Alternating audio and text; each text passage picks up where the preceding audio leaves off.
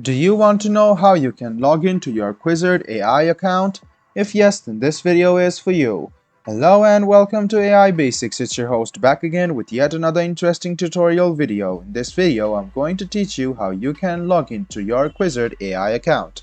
Go ahead and open Chrome or Edge browser on your PC, go to the Google search bar and then search for quizard.ai login.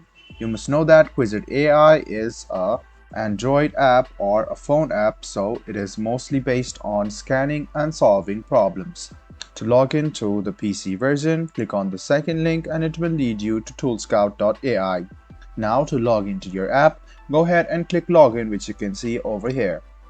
After you click it, go ahead and choose your Gmail address, click continue to sign in with toolscout.ai and you can see that you have been logged in using your Gmail address. This is the only way you can log into your quizard.ai in your PC. I hope this video was helpful for you. If you still have any kind of confusion, please do mention us on the comment section down below.